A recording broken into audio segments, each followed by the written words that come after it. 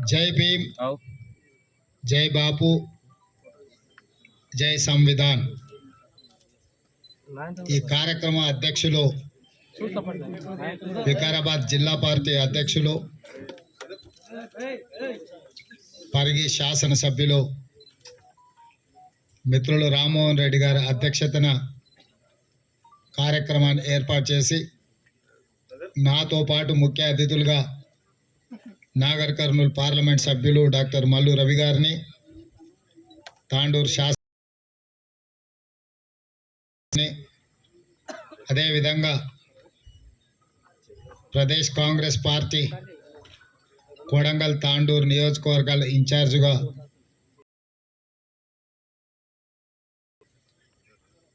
కొడంగల్ నియోజకవర్గ జిల్లా స్థాయి నాయకులను, మండల పార్టీ అధ్యక్షులను, అదేవిధంగా గ్రామ శాఖ అధ్యక్షులను, ముఖ్యమైన కార్యకర్తల సమావేశాన్ని ఏర్పాటు చేసి శాసనసభ నియోజకవర్గంలో ఏ రకమైన కార్యక్రమాలను చేపట్టాలనో మిత్రులు రామ్మోహన్ రెడ్డి గారు మీకు సవివరంగా వివరించారు. కారణం, అమిత్ షా గారు పార్లమెంటులో డాక్టర్ బాబాసాహెబ్ అంబేద్కర్ గారు, మహాత్మా గాంధీ గారిని హత్య చేసిన వాళ్ళను ప్రోత్సహించే విధంగా వారు ప్రసంగం చేయడంతో ఈరోజు ఈ దేశంలో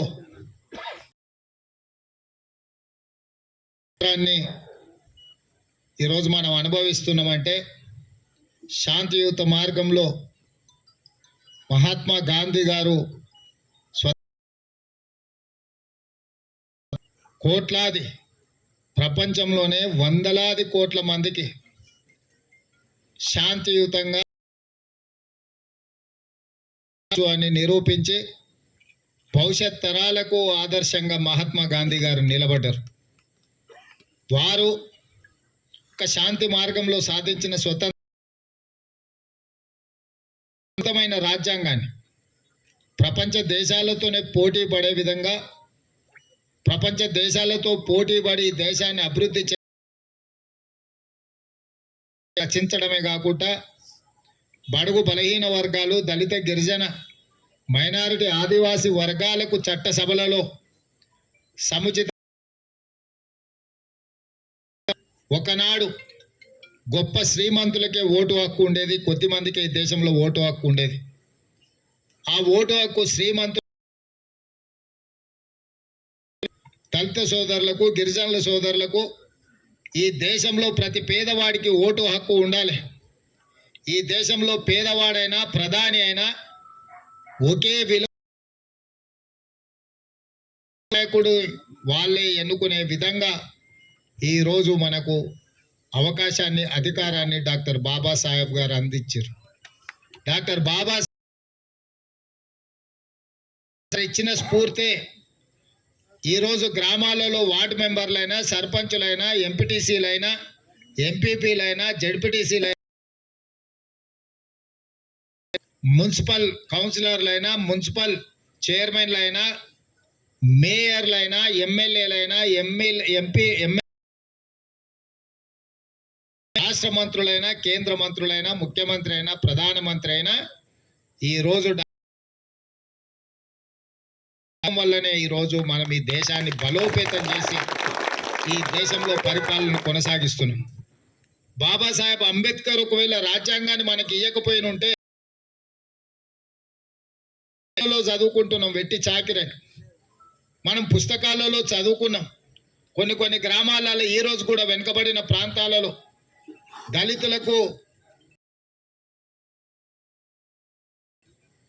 దళితులను ద్వితీయ శ్రేణి పౌరులుగా చూడటం, దళితులను అన్టచబుల్స్ గా,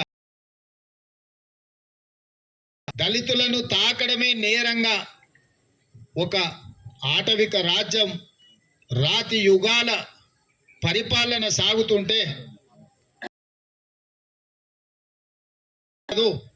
దళితులు, గిరిజనులు, ఆదివాసీలు, మైనారిటీలు మనతో సమానము, మనమందరం మనుషులము, మనమందరం కలిసి ఉండాలి, మనుషుల సహజీవనంతో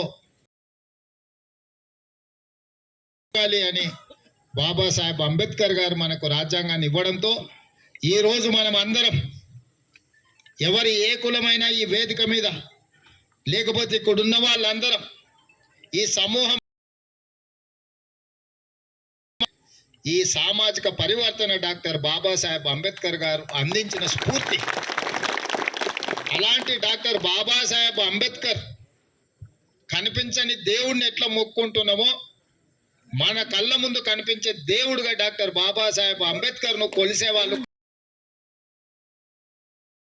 ఉండాలి అని ప్రతి గ్రామంలో, ప్రతి పట్టణంలో, ప్రతి కూడలిలో ప్రజలకు స్ఫూర్తినివ్వాలని డాక్టర్ బాబాసాహెబ్ అంబేద్కర్ గారి విగ్రహాన్ని పెట్టుకొని వారు అందించిన స్ఫూర్తితో ఈరోజు పరిపాలన కొనసాగిస్తున్నాం.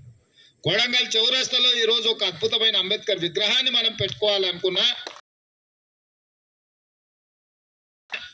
ఏ గ్రామంలో చైతన్యం ఉందో, చైతన్యం ఉన్న ప్రతి గ్రామంలో ఈరోజు యువకులు అంబేద్కర్ యోజన సంఘాలు పెట్టి అంబేద్కర్ గారి విగ్రహాన్ని పెట్టి వారిని ఆదర్శంగా తీసుకొని దేవుడిని నమ్మినా నమ్మకపోయినా ఆ ఊర్లో దేవాలయం పెట్టుకున్నా పెట్టకపోయినా ఈరోజు యువత డాక్టర్ బాబాసాహెబ్ అంబేద్కర్ గారిని గ్రామాలలో పెట్టుకొని పూజిస్తున్నారు అని అంటే వారు ఇచ్చిన స్ఫూర్తి ఎంత గొప్పదో ఇక్కడ ఉన్న వాళ్ళందరికీ తెలుసు. మరి అలాంటి డాక్టర్ బాబాసాహెబ్ అంబేద్కర్ గారిని అమిత్ షా గారు అవమానించడం సమంజసమా అని ఆలోచన చేయమని ఇక్కడికి వచ్చిన యువకులను నేను అడుగుతున్నా. అందుకే ఎవరినైనా మేము అవమానిస్తాం, ఎవరినైనా కించపరుస్తాం, ఎవరినైనా లోకువ చేసి మాట్లాడతాం, మమ్మల్ని ఎవరు ఏం చేయలేరు, మా చేతిలో అధికారం ఉంది అని చెప్పి ఈరోజు. అందుకే దేశ స్థాయిలో మల్లికార్జున్ ఖర్గే గారు, కాంగ్రెస్ పార్టీ అధ్యక్షులు శ్రీమతి సోనియా గాంధీ, రాహుల్ గాంధీ గారు, ప్రియాంక గూడాలలో, మార్మూల పల్లెల్లో, దళిత వాడల్లో, పేదల బస్తీలో ఇలా మాట్లాడే వాళ్ళను ఖండించాలి, వాళ్ళ మాటల్ని ఖండించాలి, ఆ విధమైన విధానాలను కొనసాగించే వాళ్ళ పట్ల ప్రజల్ని అప్రమత్తం చేయాలని పిలుపునిచ్చింది. ఆ పిలుపులో భాగంగానే కురేషి గారు వచ్చి నియోజకవర్గ స్థాయి నాయకులను, కార్యకర్తలను అందరినీ కూడా సమావేశం ఏర్పాటు చేసి రామ్మోహన్ రెడ్డి గారు, మల్లు రవి గారు మనకందరికీ మార్గదర్శకం చేసి ఈరోజు కొడంగల్ నియోజకవర్గంలో ఈ కార్యక్రమాన్ని తీసుకోవాలని మనకు ఉద్బోధించడం జరిగింది. మిత్రులారా, ఈరోజు తెలంగాణ రాష్ట్రాన్ని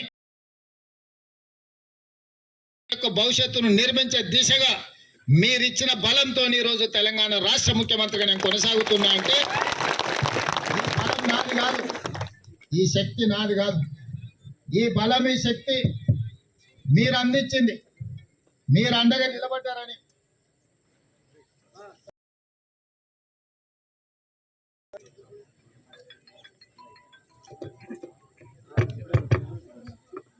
ఈరోజు మీరు అండగా నిలబడబట్టి, మీరు ఆశీర్వదించి ఆదరించినందుకే ఈరోజు తెలంగాణ రాష్ట్రానికి ముఖ్యమంత్రి కాగలిగిన. ఇవాళ అడుగుతున్నా, స్వతంత్రం వచ్చినప్పటి నుంచి ఈ రోజు వరకు పెద్దలు నందారం వెంకటయ్య గారైనా లేదా గురునాథ్ రెడ్డి గారైనా ఎన్నోసార్లు ఎమ్మెల్యేలుగా గెలిచారు, ఎన్నోసార్లు మీరు గెలిపించి పంపించారు. ఉమ్మడి రాష్ట్ర కానీ ఏ రోజు ఎప్పుడైనా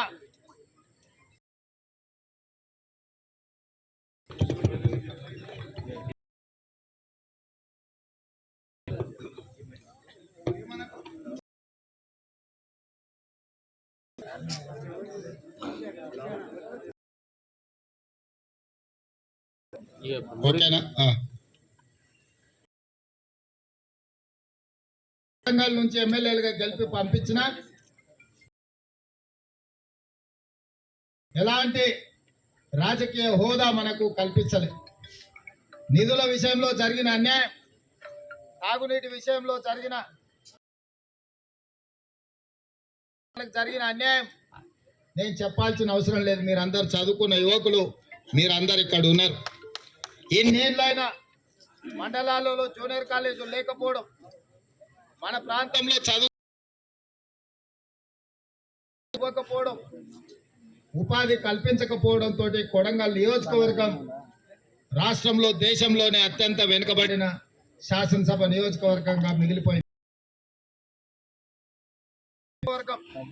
మీ అందరి ఆశీర్వాదంతో ఈరోజు మీరందరూ ఆశీర్వదించి గెలిపిస్తే సోనియా గాంధీ గారు, రాహుల్ గాంధీ గారు తెలంగాణ రాష్ట్రానికి ముఖ్యమంత్రిగా మనల్ని నియమించారు. అందుకే ఈరోజు తెలంగాణ రాష్ట్రంలో కొడంగల్లో జరిగే కార్యక్రమాల జాతీయ స్థాయిలో కావచ్చు, రాష్ట్ర స్థాయిలో కావచ్చు, ఈరోజు కొడంగల్కు ఒక ప్రత్యేకమైన స్థానం ఉన్నది. అట్లాంటి కొడంగల్కు ఈ కొడంగల్లో జరిగే కార్యక్రమాలు మనం బాగా నిర్వహించుకోవాలి. కొడంగల్కి అవసరమైన నిధులను, కొడంగల్కు అవసరమైన అభివృద్ధి కార్యక్రమాలను, కొడంగల్కు అవసరమైన సంక్షేమ పథకాలను తీసుకొచ్చే బాధ్యత నాది. కొడంగల్ నాది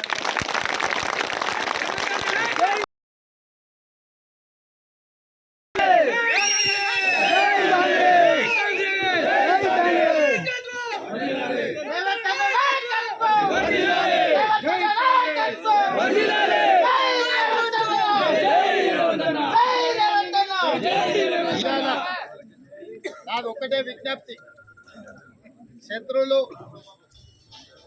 ఏమైందా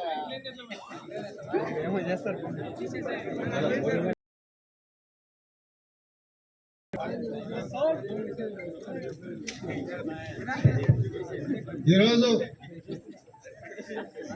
ఇక్కడికి వచ్చిన యువకులకు ఇట్లనే మైకుల అడ్డం పెట్టినట్టు రాష్ట్రంలో మనకు కూడా కాలాల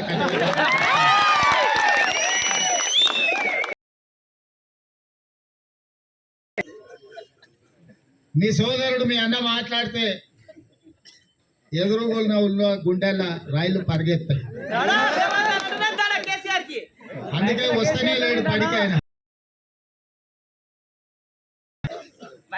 వస్తే వినాల్సి వస్తుందని, తింటే పడాల్సి వస్తుందని ఆయన బడికే వస్తాడు. ఏం చేస్తాడు చెప్పండి? ఇక వచ్చిన వాళ్ళకేమో ఓడవాళ్ళు రావు, వాళ్ళకి ఓడవాళ్ళు నేర్పేనికనే మా రామ్మోహన్ రెడ్డి, మా మనోహర్ రెడ్డికి సమయం అయిపోతుంది. అందుకే ఇవాళ వాళ్ళ బాధ, వాళ్ళ ఆలోచన, వాళ్ళ గుంజుకున్నాడు, మా అధికారాన్ని గుంజుకున్నాడు. ఇవాళ అక్కడెక్కడో గజ్వేల్ ఉండాల్సిన, సిద్దిపేట సిరిసిల్లలో ఉండాల్సిన అధికారం మారుమూల కొడంగల్ పోయింది. మేం కదా రాష్ట్రాన్ని ఏలాలి, మేం కదా నిధులు దోసుకోవాలి, మేం కదా గజ్వేలు లేక వాళ్ళు కళ్ళలు కన్నారు. పాపం వాళ్ళ కళ్ళల కారం కొట్టి ఇవాళ కొడంగల్ ప్రజల అధికారాన్ని కొడంగల్కు తీసుకొచ్చింది. ఇవాళ కొడంగల్ను చూసి, కొడంగల్ తరఫున మనం చేస్తున్న కొట్లాటను చూసి ఇవాళ వాళ్ళు అన్ని రకాల కుట్రలు చేసి కొడంగల్ను దెబ్బతీస్తే రేవంత్ రెడ్డిని దెబ్బతీసినట్టే అని వాళ్ళు అనుకుంటున్నారు. నేను ఒకటే మాట చెప్పదలుచుకుని వేదిక మీద నుంచి, రాష్ట్రం నలుమూలలు నేను తిరుగుతా, మా కొడంగల్లో మా కార్యకర్తలు కంచేసి ఎన్నడైనా రాండి బిడ్డ కొడంగల్కు. కొద్ది మందిని అమాయకులను రెచ్చగొట్టి ఈడ జరిగే అభివృద్ధిని అడ్డుకొని ఇక్కడ ఏదో రకంగా ఈ అసెంబ్లీలో చెప్పిన ఇవాళ ఇక్కడికి వచ్చిన మిత్రులు కూడా ఆలోచన చేయండి. వాళ్ళు మల్లన్న సాగర్లా, రంగనాయక సాగర్లా, లేకపోతే కొండ పోచమ్మల భూములు పోతే 3 నుంచి 7 లక్షలు ఇచ్చారు. కానీ కొడంగల్ మన భూములు పోతే 20 లక్షలు ఇచ్చినాము, ఇందిరమ్మ ఇల్లు ఇచ్చినాం, 150 గజాల ఇంటి పట్టాలు ఇచ్చినాం, ఇంటికి ఒక ఉద్యోగం ఇస్తామని అతని భూమి పోయిన ప్రతి ఊరికి ఎక్కడైతే ఏ భూముల్లో కంపెనీలు పెడుతున్నామో ఆ భూముల్లో ప్రతి ఇంటికి 2 ఉద్యోగాలు ఇప్పించే బాధ్యత నేను తీసుకున్నాను. చదువుకున్న వాళ్ళకి చదువుకున్న ఉద్యోగం ఇప్పిస్తా. ఒకవేళ చదువుకో శిక్షణ ఇప్పించి వాళ్ళకు మంచి జీతం వచ్చేటట్టు ఉద్యోగాలు ఇప్పించే బాధ్యత నాది. అక్కడో ఇక్కడో వలసబావుడు కాదు. ఇవాళ ఎక్కడెక్కడో పోయి మనోళ్ళు బతుకుతున్నారు. మన లంబాడ సోదరులను పిల్లని ఇయ్యాలన్నా పిల్లని చేసుకోవాలన్నా పూణే పోయి చూసి రావాల్సి వస్తుంది. అవునా? ఎన్నికలు వస్తున్నాయంటే రైళ్లలో మొత్తం ఓట్లు ఇక్కడ వస్తున్నాయి. ఎందుకు? మన దగ్గర కంపెనీలు లేకపోవడం, మన దగ్గర ఉపాధి అవకాశాలు లేకపోవడం తోటి ఇవాళ మనం బొంబాయి పూనా పోయి బతకాల్సి వస్తుంది. మరి అదే మన దగ్గర ఒక 1000-1500 పరిశ్రమలు తెస్తే మన పిల్లలు మన కళ్ళ ముందల్లే ఉద్యోగాలు చేసుకుంటారు, తల్లిదండ్రులను ఇంటి దగ్గర కాపాడుకుంటారు. ఇవాళ నా తాపత్రయం ఇంతకంటే పెద్ద ఉద్యోగం వచ్చేది లేదు మిత్రులారా. తెలంగాణ రాష్ట్రంలో ఉన్న అతిపెద్ద ఉద్యోగం కొడంగల్కి వచ్చింది, నాకు వచ్చింది. ఆ కుర్చీలో నేను కూర్చున్నా, సంతోషమే. మరి మీ కళ్ళలో సంతోషం చూడాలంటే మీ కుటుంబంలో కూడా ఉద్యోగాలు ఇవ్వాలి కదా. ఇవాళ మన భూముల విలువ పెరగాలి అని అంటే మనకు పరిశ్రమలు రావాలన్నా వద్దా? ఇవాళ ఒకటి చెప్తున్నాడు, కోకపేటలో 100 కోట్లని. ఎందుకు వచ్చింది కోకపేట? కంపెనీలు పెద్ద పెద్ద కంపెనీలు వచ్చినందుకు ఆడ భూమి ఉన్నది 100 కోట్ల. కొడంగల్ 10 లక్షలకు కూడా ఒకనాడు అడగనికే నేను ఎమ్మెల్యే అయినాడు 30,000 ఎకరం లాగా మా ప్రశాంత్ భూమి కొనుక్కొని పట్టుకొచ్చి 30,000కే అన్న 50 ఎకరాలు కొనుక్కోని ముద్ద పని అయితే 10 ఎకరాలు ఇస్తే సార్ ఉత్తగానే తీసుకోని. మన కొడంగల్ భూముల విలువ కానీ మన బజార్లో మన గౌరవం కానీ ఎందుకు పెరిగింది? మన ప్రాంతం అభివృద్ధి చెందుతా. ఆయన పిల్లని ఇవ్వాలంటే అమ్మ కొడంగల్కి ఏమిస్తారు అని ఆయన తాగనికే నీళ్ళు కూడా కందిపప్పు తప్ప ఏం తింటారా? ఇవాళ మన పరిస్థితుల మార్పు రాలేదా? ఇవాళ మన ప్రాంత భూముల విలువ పెరగలేదా? ఇవాళ మక్తల్ నారాయణపేట కొడంగల్ ఎత్తిపోతల నీళ్లు వచ్చి 1,00,000 ఎకరాలలో నీళ్లు వాడితే ఇవాళ మన ప్రాంతం అభివృద్ధి జరగదా? ఇవాళ వేలాది మంది మన నిరుద్యోగ యువకులకు చదువుకున్న పిల్లలకు మన బతుకులు ఎట్లాగా ఆగమైనాయి. ఇవాళ ఈ Kodangal medical college, engineering college, paramedical college, degree college, junior college, polytechnic college, ఐటీఐలు, ఏటీసీలు, ఇన్ని కాలేజీలు ఒక్క సంవత్సరంలో అంటున్నాడు. ఈ మధ్యలో ఇంకొక 6,000 జమ చేసిన దాదాపుగా 10,000 కోట్ల రూపాయలు. 5 ఏళ్ళ ఇంకో 10,000 కోట్ల రూపాయలు తీసుకొచ్చి 15,000 నుంచి 20,000 కోట్ల రూపాయలతో కొడంగల్ను అద్దమూల దిద్దాలనేది నా బాధ్యత.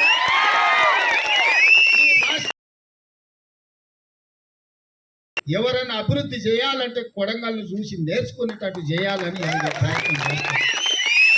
నాకంటే మీకంటే నాకెవరు ఎక్కువ ఉన్నారు?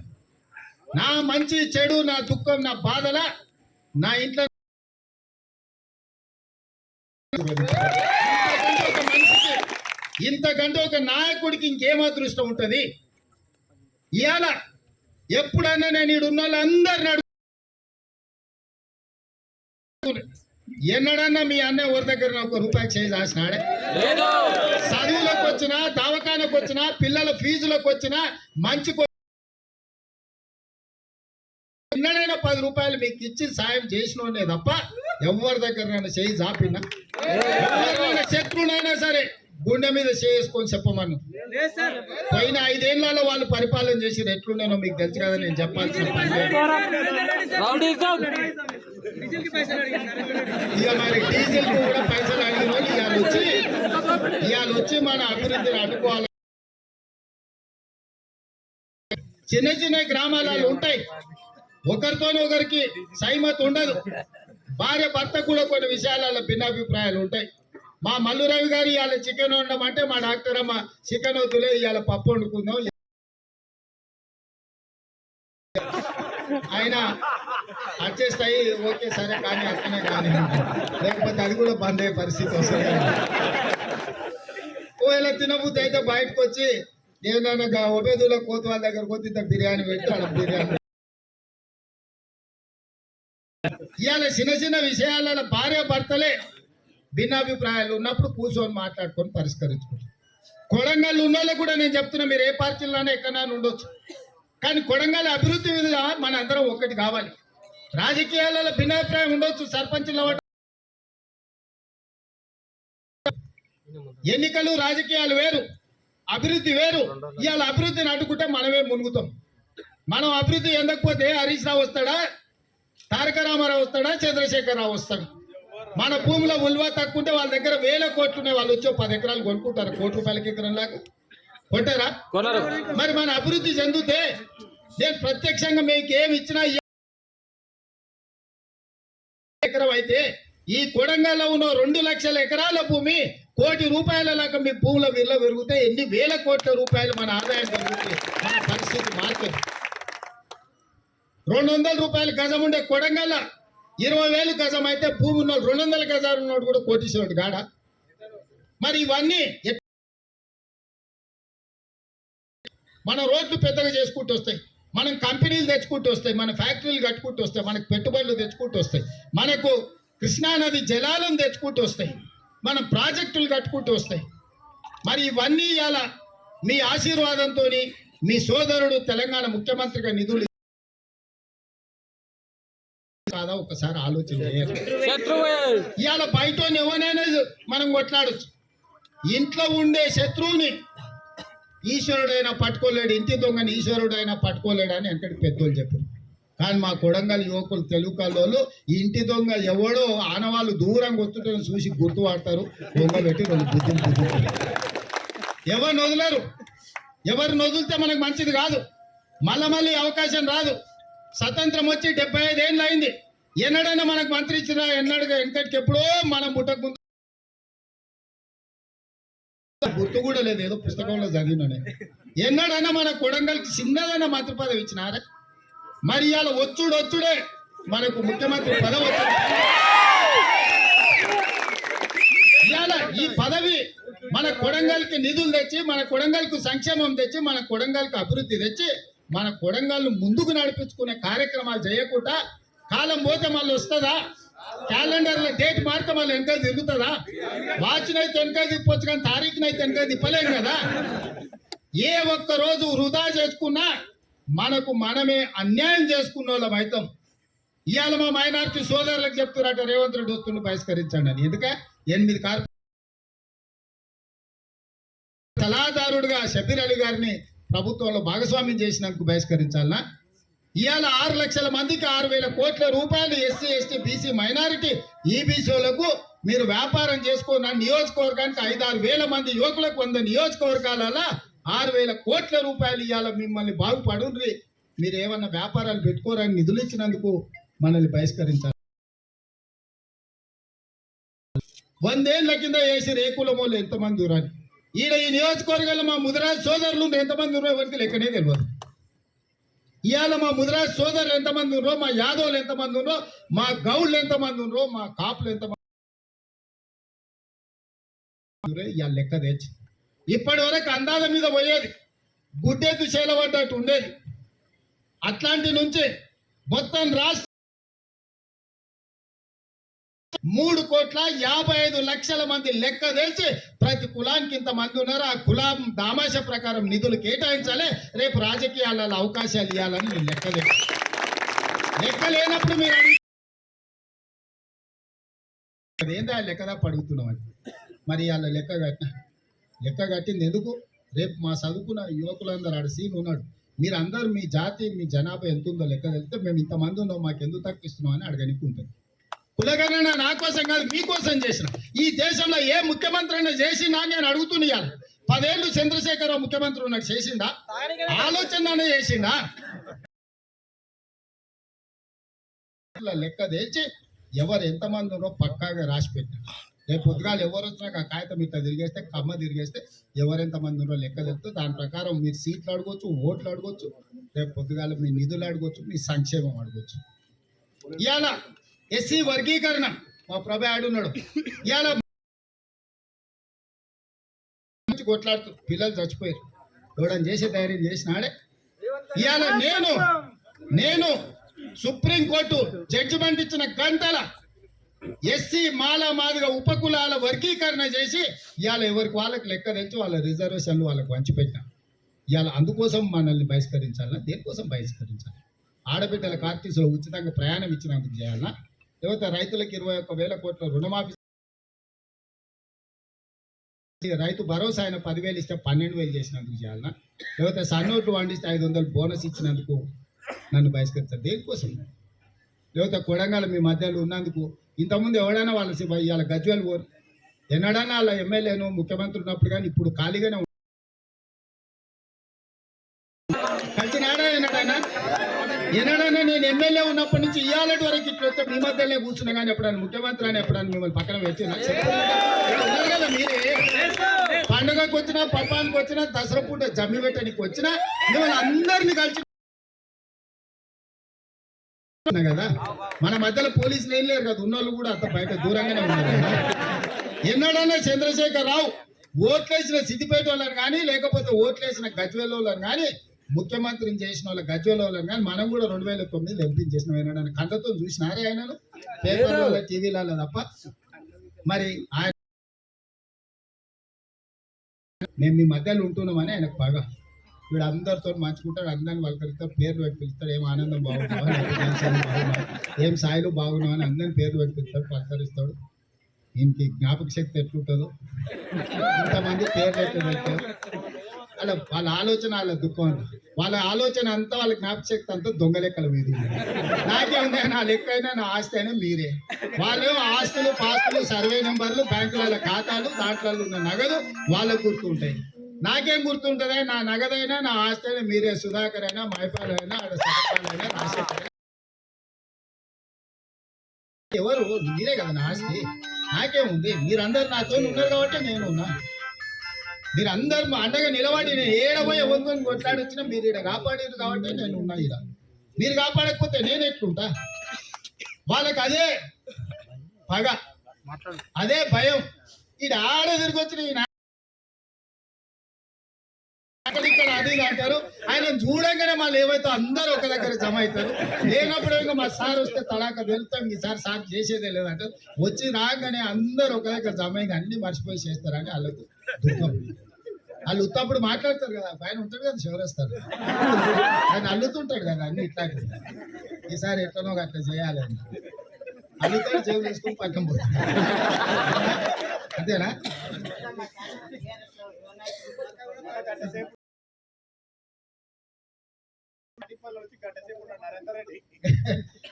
అందుకే అంటున్నా నేను అనేది ఏంటంటే వాళ్ళ బాధ భయం.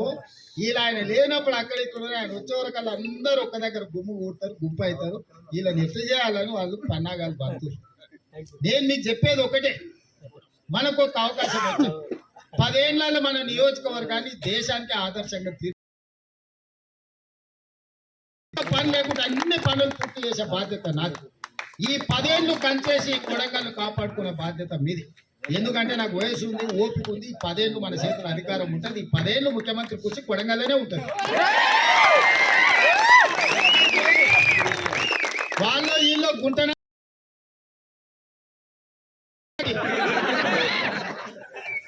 ఎవరికి ఏ అవకాశం లేదు. 10 ఏళ్ళు మల్లికార్జున్ ఖర్గే గారు, సోనియా గాంధీ గారు, రాహుల్ గాంధీ గారు, ప్రియాంక గాంధీ గారు మనల్ని ఆశీర్వదిస్తారు. మల్లికార్జున్ ఖర్గే సార్ మన పక్కూరే గెట్టు దాటితే ఖర్గే సార్ వాళ్ళు మనూరు మీద నుంచి అవునా? మరి సార్కి నీళ్ళకి నీళ్ళు పాలకు పాలు తెలియదా? కళ్ళేందో కల్తీ కళ్ళేందో సార్కి తెలియదా? కొడంగల్ సార్కి తెలియదే ఉంది. అందుకే ఎవడు ఎన్నైనా చెప్పండి, ఎవడు ఏమైనా చేయి, ఊపునేది లేదు. మనం కొడంగల్ బాగా అభివృద్ధి చేసుకుంది. వచ్చిన వాళ్ళకి రాని వాళ్ళకి నాది ఒకటే సూచన, ఓ పూట ఎనుకో ముందో వచ్చేది ఇక ఇంత పెద్ద. కానీ ఏది కూడా మీరు మనసులలో పెట్టుకోకండి. మనం ఇది చేసుకోవాలి, ఇది చేసుకోకపోతే మీరు ఆలోచన చేయరు. ఒకవేళ మనల్ని కాదనుకుంటే మనం అన్యాయం చేసుకున్న వాళ్ళం, మన భవిష్యత్తులో మన పిల్లలకు అన్యాయం చేసుకున్న వాళ్ళం అయితే మనకు ఆలోచన చేయరు. ఇవాళ ఏముందా, ఏ ఊరోళ్ళైనా ఆ తాండూరు నుంచి అంటాడు, రామోహన్ వచ్చి ఈడ అంటాడు, ఆడ శాతనగర్ పోతే ఆయన శంకర్ అంటాడు, అన్న నువ్వు ఉంటుంది నేనంతా సంలాయిస్తాను నువ్వు చేయ. నేనన్నా నేను మా కొడంగల్ దాటి ఆడికి రాను. మీరందరూ అంత అయితే ఓ పండుగ పూట ఇంత వచ్చి భోజనం పెట్టారు తప్ప మేము యాడికి రాము. మేము మా ఊర్లోనే ఉంటాం, కొడంగల్లోనే ఉంటాం, కొండరెడ్డిపల్లిలోనే ఉంటాం. ఇక్కడ నుంచే మేము రాజకీయం నడుస్తాం. తెలంగాణ రాష్ట్రాన్ని డాక్టర్ గారు చెప్తారు, కలుపుర్తలు కూడా అడుగుతారు. ఇవాళ మనం ఎదిగి వచ్చినాం, ఇవాళ మనం ప్రయోజకులం అయినాం. ప్రయోజకులు అయినప్పుడు 10 మంది పిల్లలు పెంచి పెద్ద చేసిన వాళ్ళకి అన్యాయం చేసి అత్తగారింటికి వెళ్ళడం పోయినాం అనుకో, చెప్పురి మీరే చెప్పురి. అందుకోసమే ఇది మనకు పుట్టినది, దీన్ని కాపాడుకొని మనం నిలబెట్టుకోవాలి.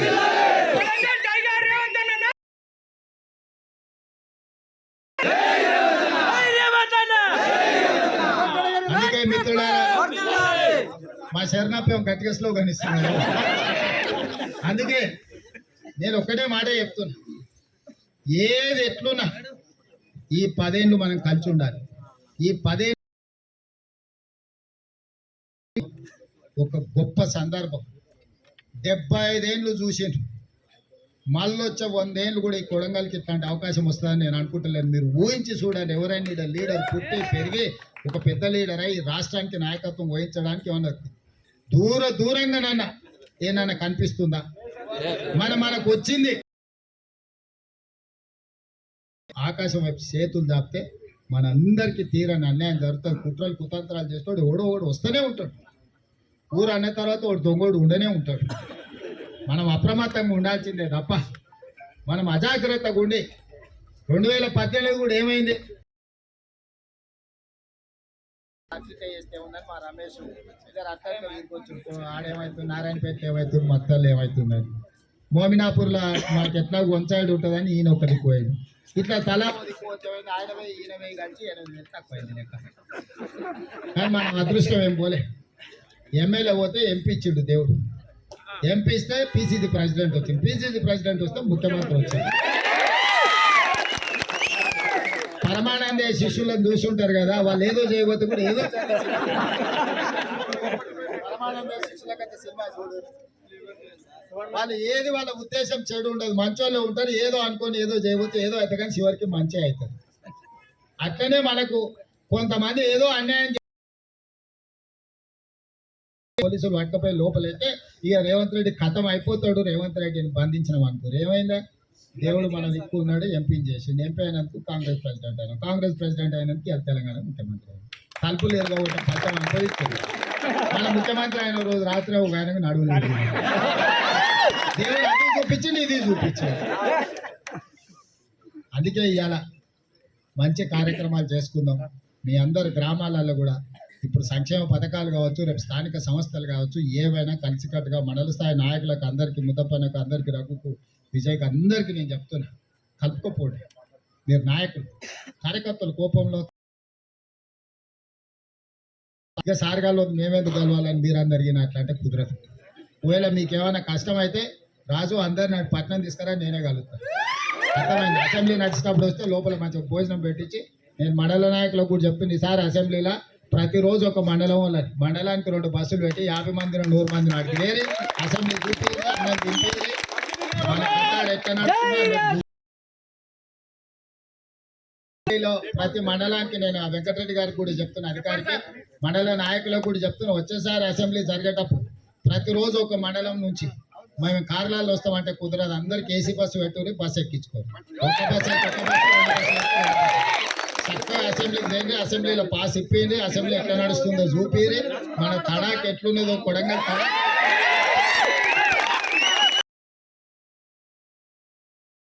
పంపిరి. అన్ని మండలాలు ఇప్పుడు 8 మండలాలు అయినాయి. 8 రోజులు వచ్చేసారి అసెంబ్లీ 8 రోజులు పెట్ట, రోజుకో మండలం ఉంది, రాండి అక్కడికి. మనం కొడంగల్ కనిపిస్తే చేసి నమస్కారం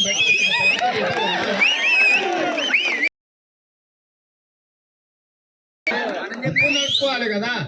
కొడంగల్ కార్యకర్త అయినా ఎవరైనా చేతులెత్తి నమస్కారం పెట్టాల్సిందే సార్కు దగ్గర వాళ్ళు, లేకపోతే వాళ్ళు ఉద్యోగం వేయించుకుంటారా? ఉండండి చిన్న చిన్న అక్కడ షోలు అక్కడిక్కడ ఎక్కారు అప్పుడప్పుడు షోలు అక్కడిక్కడ అయితే పాడైతే ఒకసారి పాడు చేసుకున్నాం దేవుడు మన పక్క నుండి మాది మంచిగా జరిగింది ఈ 10 ఏళ్ళు మాత్రం మనం అప్రమత్తంగా ఉండాలి మంచిగా చేసుకోవాలి 10 ఏళ్ళలో ఈ ప్రాజెక్టులు అన్నీ పూర్తి చేసి ఎవరైనా కొడంగల్ చూసి రావాలి కొడంగల్ లాగా చేయాలని పోటీ పడేటట్టు చేస్తా ఇప్పుడు ఏదైతే తో పాటు రేపు స్థానిక సంస్థలలో కూడా సరిగ్గా వ్యవహారం చేయాలి గ్రామాలలో ఒకరికి ఎంపీటీసీ వస్తుంది ఒక సర్పంచ్ వస్తుంది ఏది కాకపోతే ఆ మంచి చెడ్డకి నేను ఉండనే ఉంటా ఏదైనా ఉన్నా అందరినీ కాపాడుకుంటే నేను ఎవరేమో అధైర్యపడాల్సిన పని లేదు ఉద్యోగాల మీద దృష్టి పెట్టారు మీరు పిల్లలను చదివించుకోకుండా చదువుకున్న పిల్లలకు ఉద్యోగాలు ఇప్పించుకోకపోతే ఇంకా తర్వాత ఎవరు రారు నేను మీకు చెప్పేది ఒకటే మీకు కష్టమైన నష్టమైన పూట తిన్నా తినకపోయినా పిల్లలను చదివించుకోరు చదివించుకున్న వాళ్ళకు ఉద్యోగాలు ఇప్పించే బాధ్యత నాది మనం మంచి ఫ్యాక్టరీలు పెద్ద పెద్ద కంపెనీలు అందిస్తాం కొడంగల్కు తెచ్చి పెట్టుబడులు పెట్టించి మీకు అందరికీ ఉద్యోగాలు ఇప్పించి మన జీవితాలను మన తలరాతను మార్చుకోవడానికి అవసరమైన కార్యక్రమం తీసుకుందాము మన తలరాతలు మారే సందర్భంలో వాడో వీడో నక్షత్రం ప్రయత్నం చేస్తే మాత్రం దాటిని క్షమించకండి ఏదున్నా ఓ రూపాయి ఎక్కువ భూమి పోయినప్పుడు దుఃఖం ఉంటుంది ప్రభుత్వం మనది ఉంది సంఖ్య పెడితే 1 లక్ష ఎక్కువ వస్తుందా 1 లక్ష ఎక్కువ తీసుకుందాము ఏముంది ఏం ప్రభుత్వంలో పైసలకు తక్కువనే ఇచ్చేటందుకు నేను లేనా ఉత్తప్పుడే ఇచ్చినా కదా నేను లక్షలు ఏదన్నా ఉంటే మంచిగా నష్టపరిహారం ఇచ్చి మంచిగా అభివృద్ధి చేసుకుందాం కలిసికట్టుకు ఉండండి నేను చెప్తున్నా ఒక ఆయన అంటున్నాడు అయ్యా లగచర్లో పోయినప్పుడు చూద్దామని వచ్చేసారి ఈసారి లగచర్లలో మీటింగ్ పెడతాం